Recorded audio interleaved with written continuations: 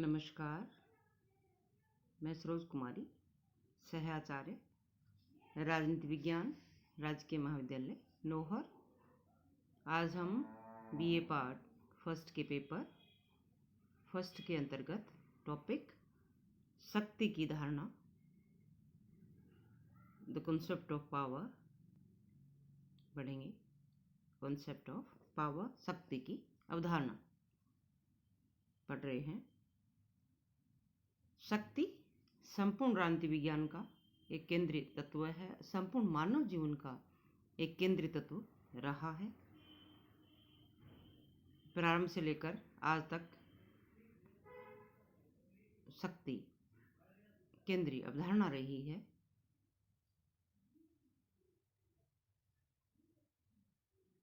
कौटिल्य शक्ति के महत्व को स्वीकार करते हुए कहते हैं, समस्त सांसारिक जीवन का मूल आधार दंड शक्ति ही है। समस्त सांसारिक जीवन का मूल आधार दंड शक्ति ही है। इसी प्रकार बेकर कहते हैं, राजनीति शक्ति से अपृथकनीय है। राजनीति जो है शक्ति से अपृथकनीय है। और एक अन्य विचारक हुए कैटलिन, कहते हैं कैटलिन ने राजनीति को शक्ति का विज्ञान माना है। राजनीति को शक्ति का विज्ञान माना है। तो राजनीति विज्ञान में शक्ति एक केंद्रीय स्थिति रखती है, बहुत महत्व रखती है। अब सवाल आता है कि शक्ति किसे कहते हैं, शक्ति की परिभाषा कौन कौन सी है, शक्ति को किस भांति परिभाषित किया जा सकता है। एक विचारक हुए हैं रॉबर्ट बायस्टेड, परिभाषा देते हुए लिखते हैं, शक्ति बल प्रयोग की योग्यता है, न कि उसका वास्तविक प्रयोग। बायस्टेड कहते हैं शक्ति बल प्रयोग की योग्यता है, न कि उसका वास्तविक प्रयोग। शक्ति जो है बल के प्रयोग की योग्यता है। एक अन्य विचारक हुए हैं मैकाइवर, कहते हैं शक्ति होने से हमारा अर्थ व्यक्तियों के व्यवहार को नियंत्रित करने, विनियमित करने या निर्देशित करने की क्षमता से है। शक्ति क्या है? व्यक्तियों के व्यवहार को नियंत्रित करने, विनियमित करने या निर्देशित करने की क्षमता से है। यानी लोगों के व्यवहार को नियंत्रित, निर्देशित, विनियमित, परिवर्तित कर देना शक्ति है, मैकाइवर मानता है।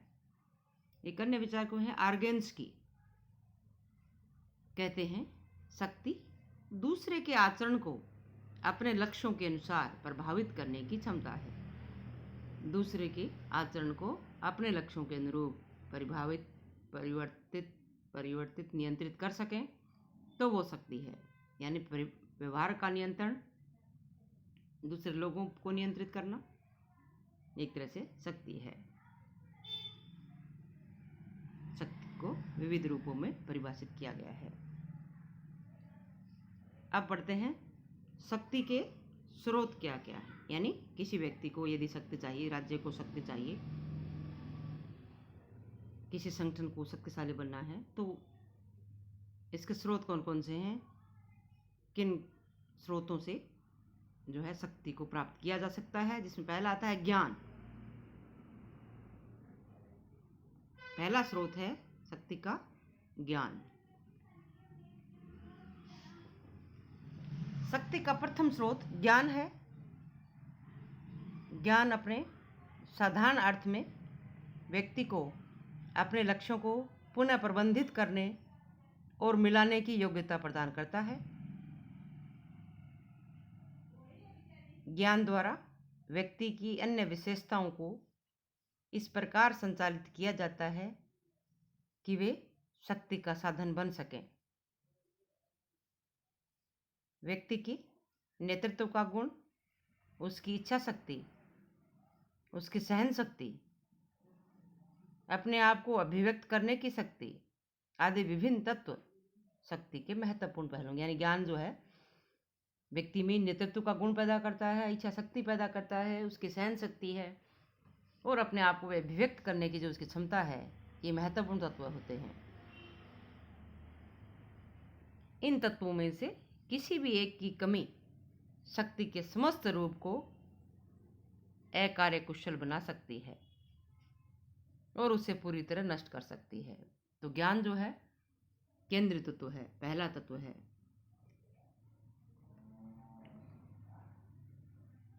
दूसरा है प्राप्तियां। इसे आर्थिक शक्ति भी कह सकते हैं। प्राप्तियां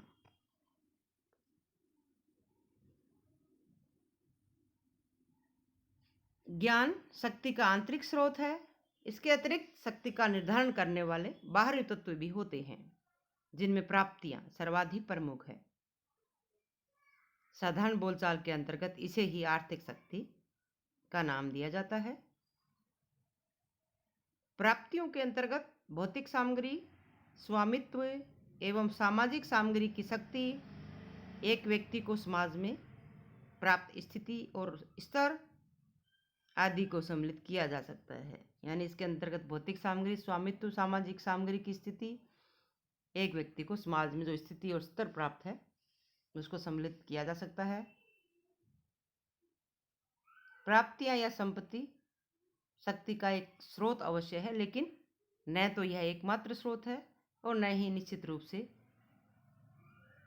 सर्वाधिक प्रभावशाली स्रोत, क्योंकि बिना संपत्ति के भी एक व्यक्ति अन्य व्यक्तियों के कार्यों को प्रभावित कर सकता है और संपत्ति के होने पर भी आवश्यक नहीं कि वह दूसरों के कार्यों को प्रभावित कर सकेगा। तो प्राप्तियां आज के भौतिक युग में एक बड़ा स्रोत है, लेकिन एकमात्र स्रोत नहीं है। तीसरा है संगठन। संगठन अपने आप में शक्ति का एक महत्वपूर्ण स्रोत है।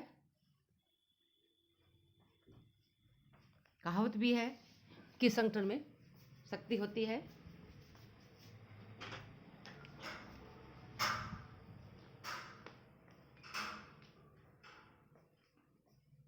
विभिन्न प्रतिद्वंदात्मक इकाइयां आपस में मिलकर संघ बना लेती हैं तो उनकी शक्ति कई गुना बढ़ जाती है। आधुनिक युग के मजदूर संघ तथा व्यापारिक संघ इसके उदाहरण हो सकते हैं। और शक्ति की दृष्टि से सबसे बड़ा संघ स्पष्टतया राज्य ही है और इसका एक प्रमुख कारण राज्य का सर्वाधिक संगठित रूप ही है। तो संगठन शक्ति का एक बड़ा स्रोत है और विभिन्न जो समुदाय होते हैं, राजनीतिक दल हैं, दबाव समूह हैं, वे अपने उद्देश्यों को अधिक अच्छी प्रकार से प्राप्त कर सकते हैं क्योंकि वे संगठित होते हैं। तो संगठन ही शक्ति है। और जिस राज्य में एकता या संगठन नहीं है वे राज्य कमजोर भी साबित होते हैं, वे संगठन कमजोर भी साबित होते हैं। तो संगठन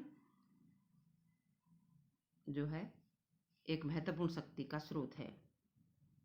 चौथा है आकार।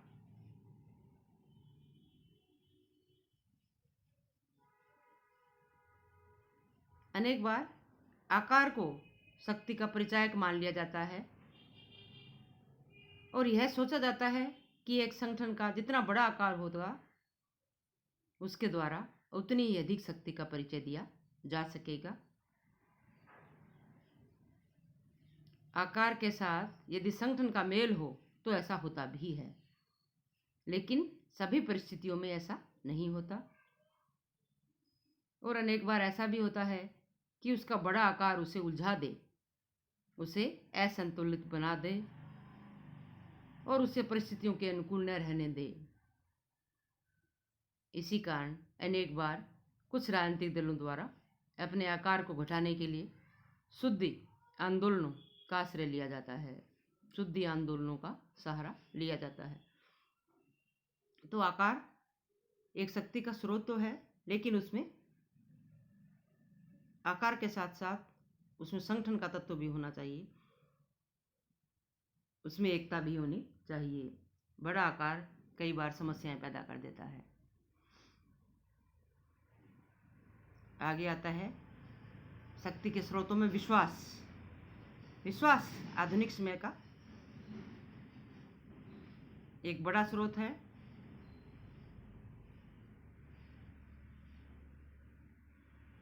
क्योंकि तलवार की शक्ति भी अंतिम रूप से विश्वास पर ही आधारित होती है। यदि जिन लोगों पर शक्ति का प्रयोग करना है उनका विश्वास जीत लिया जाए, उनका भरोसा जीत लिया जाए, तो वह व्यक्ति अधिक शक्तिशाली हो जाता है। अब देखते हैं शक्ति के प्रकार कौन कौन से हैं।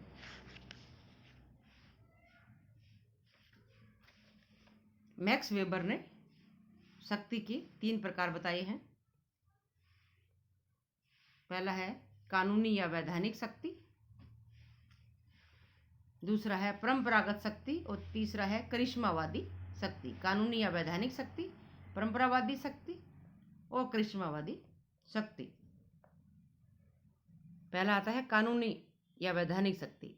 जब अधीनस्थ लोग शक्तिवान व्यक्तियों द्वारा निर्मित कानूनों, निर्देशों एवं डिक्रियों की वैधानिकता में विश्वास करते हैं तो यह औचित्यपूर्ण शक्ति वैधानिक कहलाती है। यानी जब सत्ताधारी ने कानून से शक्ति प्राप्त की हो, कानून से पद प्राप्त किया हो, कानून से क्षमता प्राप्त की हो और जनता ये मानती हो कि अमुक व्यक्ति को कानूनी पद होने की वजह से शक्ति के प्रयोग का हक है, तो उसे कानूनी शक्ति कहते हैं। दूसरा आता है परंपरागत शक्ति। जब शक्तिवान द्वारा प्रसारित आदेशों को परंपरा के आधार पर पवित्र माना जाए अथवा परंपरा के कारण ही वह शक्ति का प्रयोग करे तो इसे औचित्यपूर्ण शक्ति का परंपरागत रूप कहा जा सकता है। जैसे कि राजतंत्र में राजा जो है परंपरा से पद प्राप्त करता है और राजा के बाद वंशानुगत का जो परंपरा थी उसके अनुरूप उसका पुत्र या परिवार के अन्य सदस्य ही सत्ता को प्राप्त करते थे और जनता इसको स्वीकार करती थी, क्योंकि सदियों से ऐसा होता आया है, परंपरा ऐसी चल रही है, ऐसा होता आया है। तो जब परंपरा के आधार पर अधीनस्थों द्वारा शक्ति को स्वीकार किया जाए उसे परंपरागत शक्ति कहते हैं।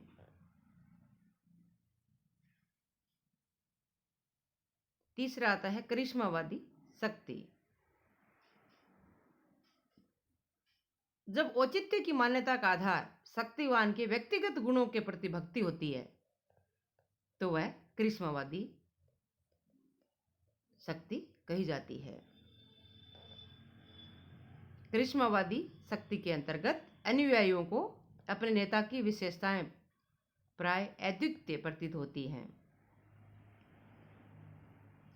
और उसके सम्मुख वे पूर्ण समर्पण कर देते हैं। जैसे पंडित नेहरू, श्रीमती इंदिरा गांधी और वर्तमान प्रधानमंत्री